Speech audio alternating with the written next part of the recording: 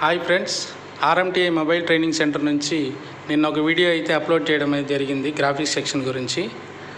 ఆ graphics section అనేది మనం స్కీమాటిక్స్ ద్వారా ఎలా చేయాలి, ఎలా ట్రేస్అవుట్ చేయాలి అనేది ఈరోజు పూర్తి వివరాలతో మీ ముందుకు తీసుకురావడం జరుగుతుంది.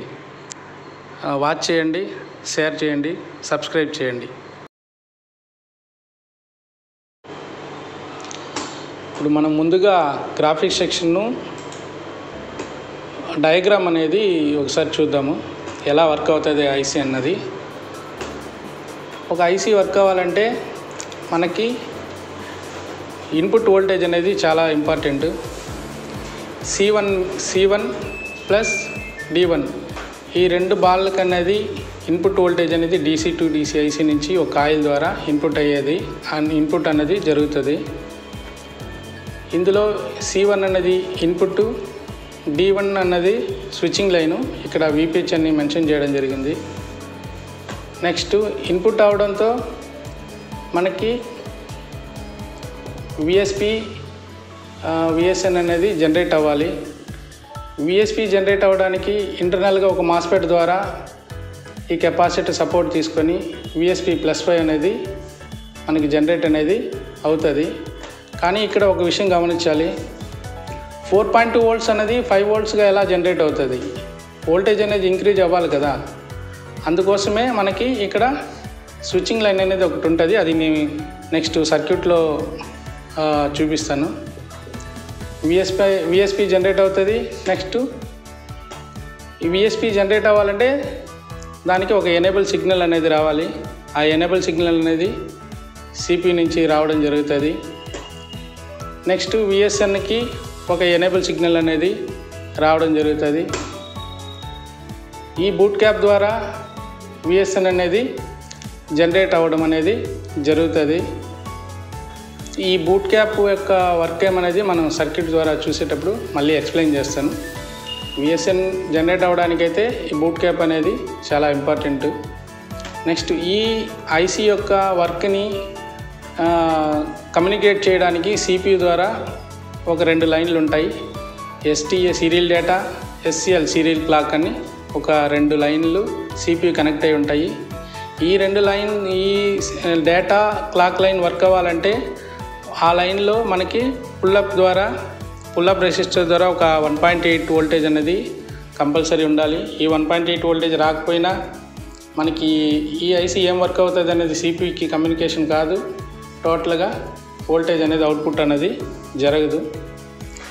జనరల్గా ఈ విధంగా అయితే గ్రాఫిక్స్ మనం స్టూడెంట్స్కి అయితే ఈ విధంగా డయాగ్రామ్ ద్వారా పూర్తి వివరాలతో వాళ్ళకి అర్థమయ్యే విధంగా మనకు వివరించడం అయితే జరుగుతుంది.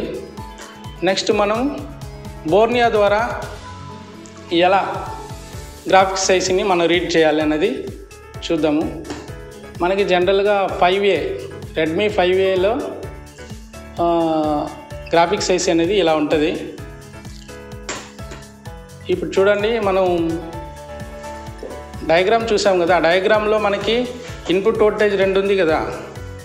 సేమ్ మనకి ఇన్పుట్ వోల్టేజ్ రెండు బాల్లకైతే VIN, LX switching D1 switching అని చెప్పాను కదా. స్విచ్చింగ్ కాయిల్ ద్వారా 2 ఇన్పుట్లు అన్నీ అయినాయి. Next enable A1 B1 enable అయితే ఉన్నాయి కదా. అది సర్క్యూట్ ద్వారా చూడండి, A1 B1 ఎనేబుల్, ఓకేనా.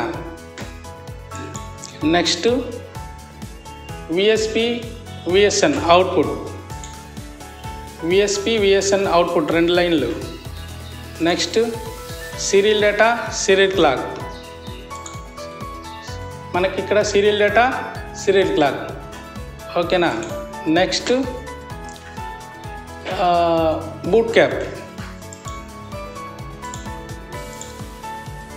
ఇక్కడ చూడండి బూట్ క్యాప్ ఎక్కడుంది, ఇక్కడ C3A3 బూట్ క్యాప్ అనేది కనెక్ట్ చేయడం అనేది జరిగింది. నెక్స్ట్ VSP ఫిల్టరేషన్ కోసం ఒక కెపాసిటర్ అనేది యూజ్ చేస్తారు. నెక్స్ట్ మనం అది కూడా చూద్దాము. ఇక్కడ చూడండి, ఇక్కడ 10 volts కెపాసిటర్ అనేది ఇక్కడ కనెక్ట్ చేయడం అనేది జరిగింది.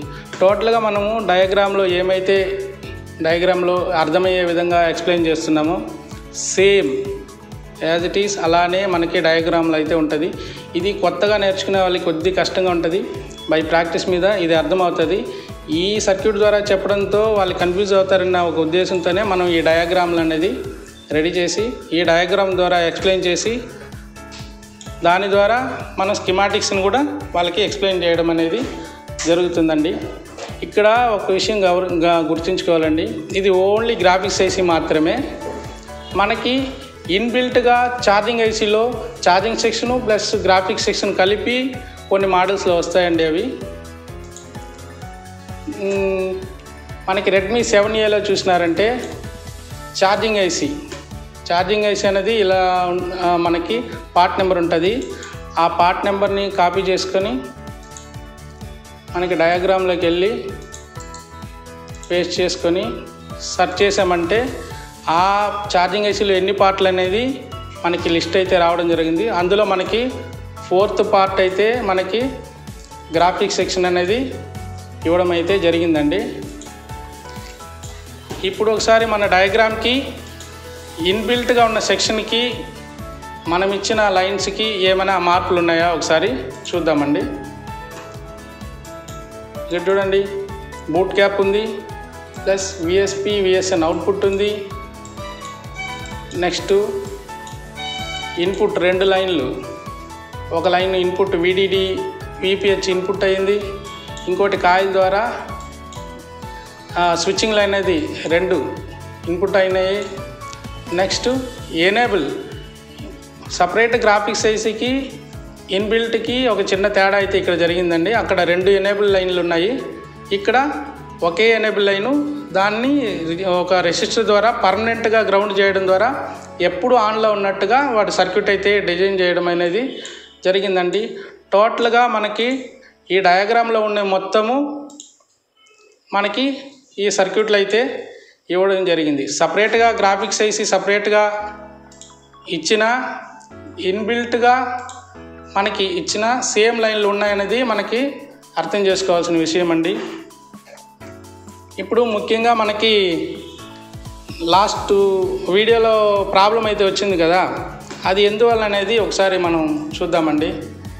ఇక్కడ మనకు విఎస్పి అనేది పాజిటివ్ లైన్ అనేది అవుట్పుట్ రావడం అయితే జరిగింది, కానీ విఎస్ఎన్ అనేది అవుట్పుట్లో వచ్చి లో వోల్టేజ్ రావడం జరిగింది. విఎస్ఎన్ లో వోల్టేజ్ అనేది రావడం జరిగింది. దీనికి కారణం ఏమిటంటే ఈ బూట్ క్యాప్ ద్వారా వోల్టేజ్ అనేది బూటప్ చేయాలి, బూస్టింగ్ అంటే ఛార్జ్ చేసి డిశ్చార్జ్ చేయాలి. దీని వర్క్ అనేది ఇది కరెక్ట్గా చేయలేకపోవడం ద్వారా ఇక్కడ వోల్టేజ్ అనేది తక్కువ ఇన్పుట్ అయ్యి అవుట్పుట్లో వచ్చే వోల్టేజ్ అనేది చాలా తక్కువ రావడం అనేది జరిగింది. అప్పుడు మనం ఏం చేసాము, మనం ఈ బూట్ క్యాప్ని అనేది రీప్లేస్ చేయడం ద్వారా ఈ కెపాసిటీ యొక్క వర్క్ కరెక్ట్గా జరగడం జరిగింది. అవుట్పుట్ విఎస్ఎన్ వోల్టేజ్ అనేది అవుట్పుట్ రావడం జరిగింది. మనకు సొల్యూషన్ అనేది మొబైల్ అనేది రెడీ అవ్వడం జరిగింది. ఈ విధంగా మనం ప్రతి సెక్షను ఎక్స్ప్లెయిన్ డయాగ్రామ్ ద్వారా, స్కిమాటిక్స్ డయాగ్రామ్ ద్వారా, లైవ్లో మొబైల్ ద్వారా మొత్తం స్టూడెంట్స్కి అయితే నేర్పించడం జరుగుతుంది. ఈ విధంగా మీరు ఎవరైనా నేర్చుకోవాలని ఆశ ఉన్నవాళ్ళు, ఇతరుల మొబైల్ షాపుల మీద ఆధారపడి ఎవరైనా సరే సొంతంగా మీరే చేయాలనుకున్న వాళ్ళు మా ఇన్స్టిట్యూట్ని సంప్రదించండి. Thank you very much.